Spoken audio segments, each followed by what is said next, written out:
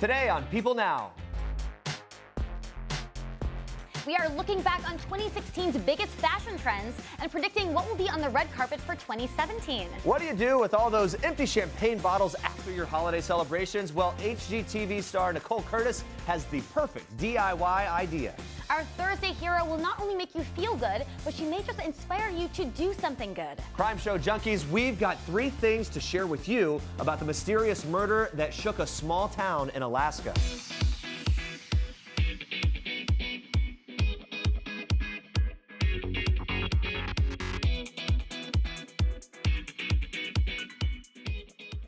Well, I think we can all agree that 2016 has been quite the year with big happenings in politics and breaking news in pop culture, but it was also a very memorable year for fashion. So here's a look back on some of 2016's biggest trends.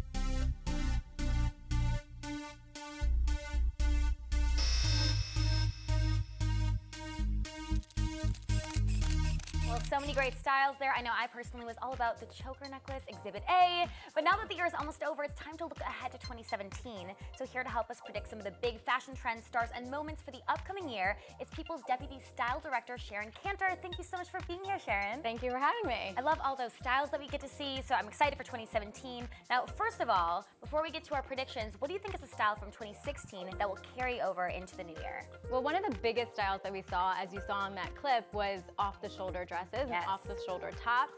That style is so feminine, so flattering. The clavicle bearing silhouette, it looks good on anyone, any age. It just looks wonderful. So I think we're definitely going to see that carry over into 2017. And I like that. I agree. It's very beautiful and elegant.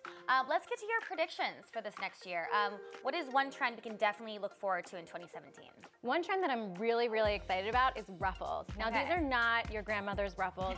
They are really, really pretty, really delicate, and really subtle. So you're going to start to see them on dresses and tops and things like that, but not all over the place. It's going to be on a hem. It's going to be a little touch on a top. It's not going to be all over. I love what's happening, and you're going to see it on high-priced items and low-priced items, which is really, really exciting. Ruffles, love it. All right, what's another trend to look out for? So obviously every year has a crazy trend, and something that we're looking at for 2017 is dresses over pants. Okay, so it may sound crazy, but we're already starting to see it happening. We've seen it on the carpets already. Yes. People are already wearing spring 2017 clothes, so obviously we're going to start to see it. Now, this is not your typical look. Like, it really takes a trendsetter to try this look. But when you do, it's kind of easy. You wear a pair of pants, and you wear, basically, it's a mix of a tunic and a long dress over top, and we're definitely going to see all the it girls start to wear it. Are you a fan? When you first saw it, were you a fan? Is it growing on you? It's definitely growing on me. I didn't think it was something that everybody could pull off, but it's starting to change my mind. All right, and what's your last 2017 fashion prediction? So one of the other trends I'm really excited about has to do with accessories. It's more about shoes. So this year we started to see the rise of the mule, the rise of this easy slide.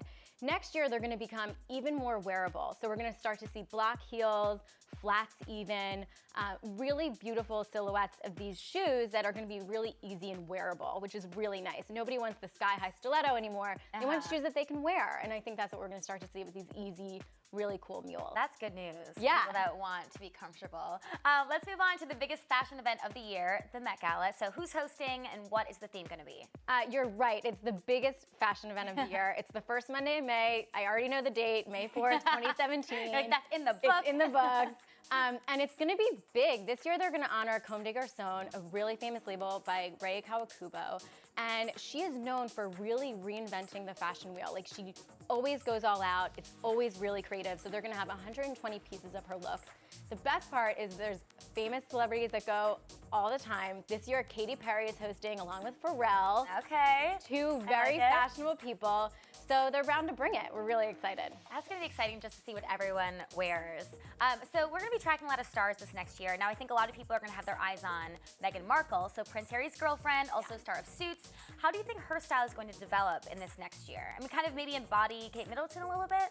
You know, I am so excited for the rise of Meghan Markle. I think we all are.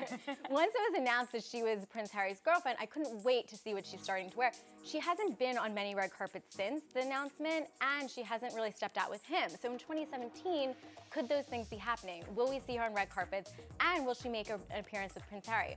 Both of those will be major, major looks that would be highly calculated. And I don't think she's gonna be like Kate Middleton. She's much more trendy. She's much more pushing the boundaries forward. So I think we're gonna see perhaps a trendier princess, hopeful princess, in Meghan Markle. That's exciting. Yeah. All right, let's move on to something that's become very popular, a huge trend in the fashion world, celebrity and designer collaborations. So Jennifer Lopez has something coming up. What's she working on? Absolutely. So Jennifer Lopez is really good friends with Giuseppe Zanotti. She always wears his shoes on the stage when she's performing. And so she's collaborating with him for a collection. It's dropping at the end of January, so it's right in the beginning of the year. And it's gonna be really cool lace-up booties, very stage performer kind of things. But if you want to channel your inner J-Lo, she's not your mama. This is how you should do it. Yeah. Love it. Another style icon, also fashion designer Victoria Beckham, is teaming up with Target. So what can we expect with this collaboration? So this one, like, the countdown is on. It's dropping April 30th. There's gonna be 200 pieces for women, girls, toddlers, babies.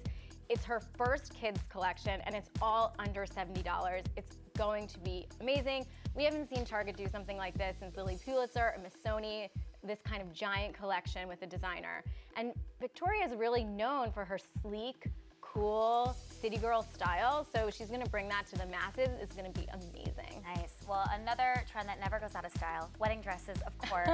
So Julianne Hough and Brooke Slate getting married. I mean, what can we expect her dress to look like? Julianne loves a ball gown. Yes, you know she loves a ball gown. She also is a dancer by training, so I think we're gonna see a few looks when Julianne walks down the aisles. Obviously the ball gown for when she goes down, and then I see her changing into a really cool, sleek, beaded number for the party. All right, another wedding we're hoping will happen in the new year. Maybe not, but fingers crossed. Gwen Stefani and Blake Shelton. If they were to get married, what do you think Gwen's dress would look like? So my fingers are so crossed. Hey, it could happen. Because she's just such a style icon, and she's such a rocker girl, but he's such a country boy. So their wedding is going to be, if they wed, and hopefully they do, is going to be a melding of two worlds. She's famously known for wearing a pink Galliano dress to her wedding to Gavin Rossdale. This time, I think she's also gonna do something cool, colorful. I don't see her wearing white, but maybe she's gonna incorporate some country into her look too. I don't know if there's gonna be, cowboy boots under that dress or not. The rocker country vibe. I love it. All right, well, Sharon, thank you so much for all your expertise. You guys head to people.com/style to keep it up to date with all the 2017 fashion trends. Here are 5 things you should know about the Disney newcomer Jenna Ortega. Check this out. Hey, I'm Jenna Ortega from Disney Stuck in the Middle, and here are 5 things you should know about me. I am such a perfectionist. It's like when I'm picking my outfit in the morning, I legit stand in the closet for like 30 minutes going over. I'm like, ooh, maybe I should mix this and that. Or sometimes I get super matchy, so I'm like, oh, I want to change things up and be different. And my mom's always like, Jenna, hurry, we have to go. We gotta get to where we're going. And it's like, I can't, Mom. This is serious.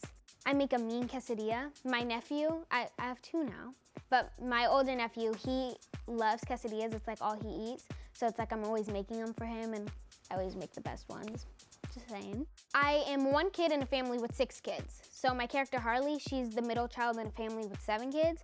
So I relate to all of her struggles. In Jane the Virgin, I play the younger version of Gina Rodriguez, and Gina is the sweetest. And every time I see her, we always have like a mental breakdown and we start crying together. And it's like she's giving me this pep talk as we're on set. So PAs and stuff will be coming up and they're like, hey, Gina, we need you on set. And she'll give them the finger. And she'll keep talking to me and we just have like this connection. And oh, she is the best. I love being able to play the younger version of her. Season 2 of Stuck in the Middle will be coming out in 2017, early 2017. I can't give away too much, but we're coming in with a bang, and I'm so excited for the first couple episodes. It's gonna be awesome. This is Jennifer Lawrence in People. This is Jennifer photobombing Taylor Swift, and Sarah Jessica Parker and Liam Hemsworth, proving that while we all love the fashion of the red carpet, it's people who steal the show. People. The details make the story. Well, New Year's Eve is almost here, and if you're hosting a party, all that leftover trash and bottles can cause a big headache on New Year's Day. But have no fear, because HGTV star and author of Better Than New, Nicole Curtis, is back in the People Now studios with a really creative way you can reuse your champagne bottles. So good to see you, Nicole. Thanks. And so first, it's first order business. Yeah. A lot of champagne, New Year's Eve, but then you're left over with all these bottles. So what do you do? Exactly. Well, I mean, our recycling bins are just full. And I'm like, wow. But this is one of those things, if you have some time and you can be a crafty person or not so crafty, but all of these bottles I love doing like outside parties throughout the year and inside and everything, and I never have enough candle holders. You can never have enough candlelight or natural light or anything. So I thought, well, this is pretty crazy. We have all these bottles. And so you can paint them. You could even just strip the labels off. The labels are a little tricky, so I love using a lot of, if you soak them in hot soapy water, labels will peel right off. So I just fill my sink up, drop them in, do that. If they're still a little sticky, you can just take some sandpaper and you can sand off the label. But to me, that's no harm, no foul. Yeah. It's not gonna, like, you're gonna have candle wax dripping all over it. Anyways, so I use these for so many things. I can put like flowers in them out in the yard, because when we do these parties, I just want tons of everything, and not everyone has a catering supply of like 100 vases or 100 candle holders. But a lot of people have bottles, wine bottles, champagne you know, bottles. people that are like me, yes, we have wine bottles. No, I'm kidding. So I love using chalkboard paint. It goes on really easy, and it dries really fast. And depending on how much coverage you want, you can also spray and prime these ahead of time. How did you get the idea for these? You know, I just love covering everything, and honestly, I just used to use the wine bottles, and I love doing that because I'm not a huge wine drinker, but when we do have a bottle of wine, it's usually for a special occasion, then we would write on the bottle, and then I would keep the bottle forever, and then we had the label, and everyone would sign it, and then we'd use it. And then some of them, you know, if you go and you buy your $2 bottle of wine, or you're just using it to cook in or something else, or you have all these extra bottles laying around, you can do this. And everyone loves chalk paint right now. Everyone loves putting their own twist on it. So, I mean, this literally goes on in a few minutes. You leave it to dry. And then voila. Then it's all chalked up. So the great thing about chalkboard paint on something like this on glass is that you can write all over it. I mean, I've used a little old piece of scrap leather left over and some vintage tape. I love this stuff. I always have little doodads laying over. And with your candles, when you buy a tapered candle, you just kind of have to chunk around the bottom of it. Or you can also light it and it melts, and then you fit it to form, because you definitely don't want it barely in there. It topples over, and that's how you burn your house down. But the great thing is, once you have it on here, you can write if you break your chalk like that. And with the chalkboard paint, it just wipes off, and you can keep doing it again. So you can. Oh, so you can totally reusable. Oh yeah, I mean, holidays. we're going into 2017. Isn't that crazy? Yes. Yeah, I mean, so you can do all sorts of Do you have New stuff. Year's Eve plans? What do you think you're gonna do? Oh my gosh, well, I'm definitely gonna be sitting around painting wine bottles. No, I'm kidding. You know, New Year's Eve, I love. I spend it with my grandparents and the kids. That's just what we do. It's kind of it is our tradition, but no huge New Year's plans. I don't know. I'll put on like a big sequin dress, I guess, and we'll sit around and we'll just hang out. But no, it definitely is family time. You know, it's the one night of the year where you know no one's gonna make you, no one's working, everyone's kind of home, and you kind of do that. But I just, with the chalkboard paint, you can wipe it, you can reuse it, you can use it for different projects.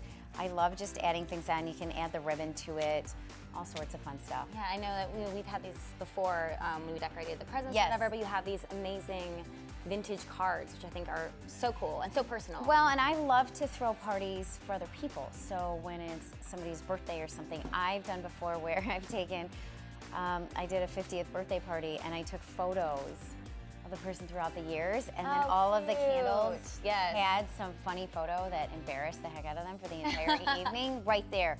Or if you're doing, you know, an anniversary party or something throughout the years, I've also used this so that people can take them home, so you can leave them as the centerpieces of your table. And if you think about it, the bottle was free because you got to drink the great wine, right? You're not giving that away. You have a couple dollars in chalkboard paint and whatever decorative features you want to put on there. So creative, always.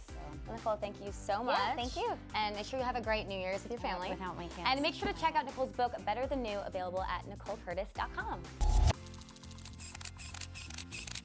All right, guys, stay with us. The stars are sharing their New Year's resolutions with us. Get ready to get inspired, people. This is King Cutie in People. His Royal Highness Prince George Alexander Louis of Cambridge. These are George's parents, George's home, his Nana, the Queen, and his staff of 644 Englishmen. This is George's dog Lupo, who inspired his favorite book, The Adventures of the Royal Dog Lupo. One George will share now that he's a big brother. People. The details make the story. Don't miss this week's People.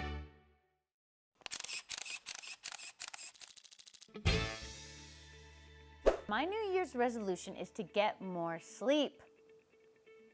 We all need it. My New Year's resolution for this year and for next year is to try to get more sleep. 3 babies at the house. Maybe we can book some more tour dates. I don't know, get a lot of sleep on the bus. So my New Year's resolution is to get a New Year's resolution. But more importantly, when I get one, this time I'm actually going to keep it. I'm going to keep my New Year's resolution as soon as I figure out what it is. My New Year's resolution this year, or this next upcoming year, is to give a compliment to someone every day. Always kind of go out of my way and do something. Just because I feel like there's already so much hate in this world, why spread more of it when you should be spreading love? My New Year's resolution is to be more positive. And my New Year's resolution is to stop worrying so much about things that are completely beyond my control. My New Year's resolution this year is to add more stillness to my life. Stillness, calm. Not the past, not the present, but the now. Just be still.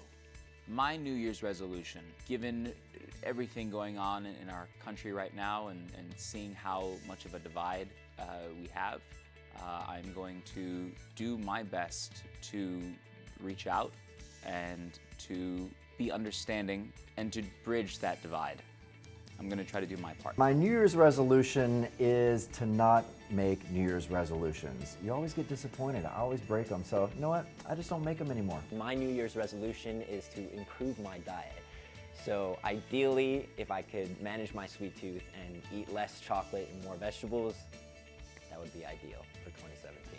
My New Year's resolution for 2017 is to spend more time in Hawaii. My New Year's resolution is to be a little kinder to myself and my own brain, because you know what? It's hard to be nice to people in the real world when there's some mean guy running around in your head. So I invite you to be kinder to yourself in 2017 along with me.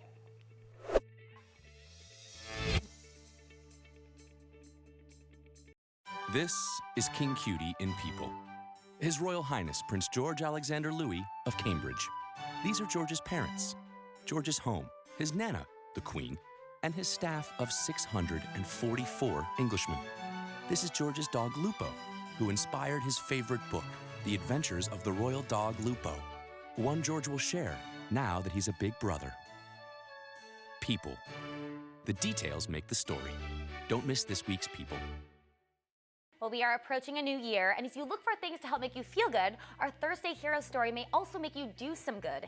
Katie's Kids is an organization that provides toys and other goodies to children spending the holidays in the hospital. The foundation was started by Katie Green back in 2007 when she was just 6 years old. Now Katie has raised over $16,000 for her organization, and she needs your help to make it an even bigger success in 2017. Well, Katie joins me now on the phone. Good morning, Katie. How are you? Good morning. How are you? I'm very good. Thanks for joining us. So let's talk about this. You were 6 when you started Katie's Kids. What made you want to provide so much help to kids when you were just a kid yourself? So when I was 6 years old, I was in Walmart with my dad, and we were just doing a little bit of Christmas shopping. And I picked up a toy, and then God laid this idea on my heart that I wanted to give presents to children all around the world who were sick. And so I just started. I told him, and he was super skeptical at first.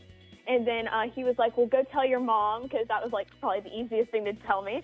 And so I told my mom, and she also was very skeptical and was like, well, Katie, you're going to need to start small, and this is going to be something that you do. You'll have to take the initiative and raise the money yourself, but we'll help you. So I just started doing tours around the house and getting money from my grandparents, and in 2 weeks I raised $162, and that's how I started. And I delivered 2 big bags of gifts to Levine Children's Hospital, which is the kind of big hospital here in Charlotte. So. Wow. So they were skeptical at first, your parents, They but what were, do they think of everything that you're doing now? Oh, I think they're amazed. I don't think that they thought it would go this far, especially the second year when I kept putting money in my piggy bank. I was like, this is for Katie's kids. This is to buy presents. And they were like, she's actually kind of serious about this. And so, yeah, that's how it started. And then I started speaking to groups. We made a PowerPoint presentation about how I got started, and I would go to churches and organizations and businesses, and I would speak about Katie's kids to spread the word.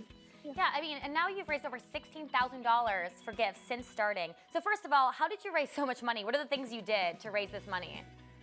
So it wouldn't have been possible without so many people who donate. I do like a big mailing campaign letter before Thanksgiving that I send out asking people for donations, and they'll send in donations, and then that's what we use to go do Black Friday shopping, and we are those crazy people at Black Friday.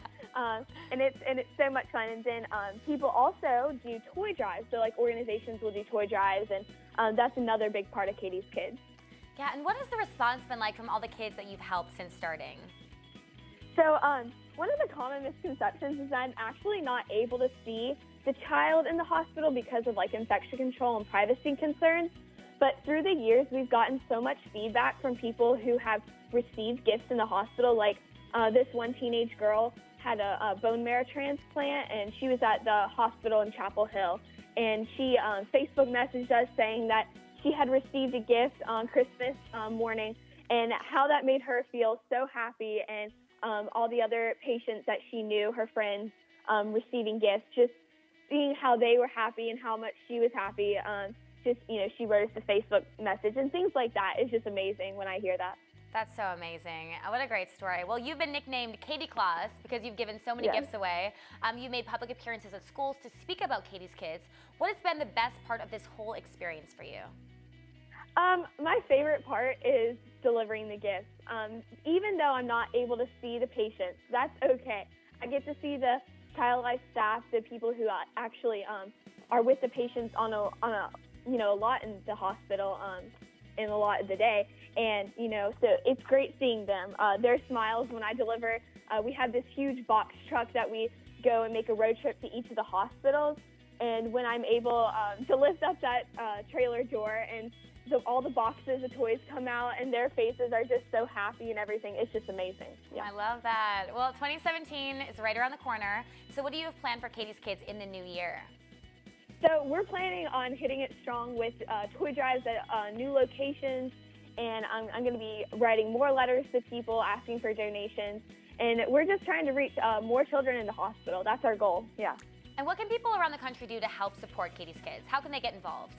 Yeah, so we'd love for people, organizations to do toy drives. Also, mailing us checks to our P.O. box is great. And then also, if someone collects a lot of toiletries, like if you travel a lot, go to a bunch of hotels, also the travel-size toiletries are great because many of these kids come to the hospital on an emergency or an unexpected basis, and the parents don't get any toothbrushes, toothpaste, shampoo, conditioner, none of that stuff. So one of our side missions is to provide toiletry bags for the parents. And so we create the care packages, and then that's part of what we give to the hospital when we deliver. Well, Katie, thank you so much for everything you're doing. And you guys, for more information, please visit katieskids.org or check them out on Facebook and Instagram. This is Jennifer Lawrence in People. This is Jennifer photobombing Taylor Swift, and Sarah Jessica Parker, and Liam Hemsworth. This is Jared Leto in People, photobombing Anne Hathaway. And Reese sneaking one in on Sophia and Joe. This is Dustin Hoffman, photobombing the dame herself, Judi Dench. Proving that while we all love the fashion of the red carpet, it's people who steal the show. People. The details make the story. Don't miss this week's People. Well, guys, 2017 is almost here, and for all you true crime junkies, there's no better way to kick it off than with the new episode of People Magazine Investigates. Monday's episode breaks down the murder of Lori Waterman, whose portrait is being held in this photo by her husband, Carl Doc Waterman. Just after midnight on November 14th, 2004, Lori disappeared from her home in Craig, Alaska in the middle of the night. Doc and his 16-year-old daughter, Rochelle, handled the disappearance in much different ways. And here with 3 things to know about the case is People senior editor Alicia Dennis. Welcome back, Alicia. Good to be here. Good to see you. How long did it take for authorities to find Lori's body? It was just a few days after she disappeared that her body was discovered. And then where was she discovered? She was discovered in the woods in her car, and it took a while for her to be identified. Oh wow. Okay, so not a good scene there. Lori's daughter Rochelle was at a volleyball tournament when her mom disappeared. But after looking at Rochelle's blog called My Crappy Life, they discovered that she and Lori had been having a lot of issues. What was causing tension between those two? Well, Rochelle was going through what a lot of people thought was just a typical sort of teenage angst. She was into goth, and she was doing some things that her parents didn't really like. She was dating an older guy, maybe doing some drinking, but on her blog, she started to indicate that maybe there was abuse going on in her house. Okay, now kind of the backdrop of all of this, Craig, Alaska, it's a small secluded town. At the time of the murder or whatever happened, the population was around 1,400 people. How did this whole thing affect the people there in the town? This kind of stuff does not happen in Craig, Alaska. So for the community, this was shocking, and they had really no idea how something like this could have occurred. Sure. All right, so there's 3 things you need to know. Alicia Dennis, thank you so much for being here. And guys, of course, there is a lot more twists and turns in this case. To find out what happened to Lori Waterman, make sure to watch the Darkest of Nights episode of People Magazine Investigates. It's January 2nd on Discovery ID at 10 p.m. Eastern. This is Jennifer Aniston, who told People her beauty secret. It's called water. This is Julia Roberts, who confessed her $1 million beauty treatment. It's called sleep. This is Courtney, who escapes to the spa. And Michelle, who swears by good lighting. And this is Beyonce, who woke up like this. These are People's insider trading tips to beauty from the world's most beautiful. People. The details make the story. Don't miss this week's People. Coming up tomorrow, a special encore performance of Chloe and Halle from our People Now concert series. It's always great. I could watch that 1,000 times. They're amazing. Well, thanks for watching. For now, we leave you with 3 yoga moves to ease you into the new year. Enjoy. Bye, guys. Hi, I'm Bea Bosnack, and I'm a yoga expert. And these are 3 simple moves to ease you into the new year. The first move is seated spinal twist. Extend your legs forward. Pull your right knee in towards your chest. Find a nice tall spine and keep that. Bend your left knee and take your left foot to the outside of your right hip so that your left kneecap faces forward. Take the right foot over to the left knee. Right hand behind you. As you inhale, reach your left arm up into the sky for all that length. And then as you exhale, hook the elbow to the outside of your right knee, and then a very gentle rotation through your upper back. The power in the pose is coming from your right foot, so imagine standing on that leg. And with each breath in, create more length in your spine. And with each exhale, create a little bit more rotation in your spine. This will help you to rinse out any negative energy through the spine or anything in your thoughts or mind that is holding you back, and will help you to let go.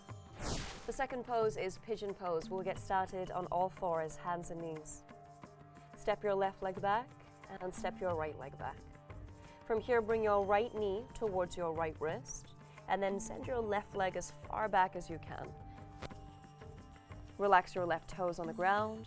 Walk your hands a little closer towards you. Send your right hip back. Try to find balance in your hips.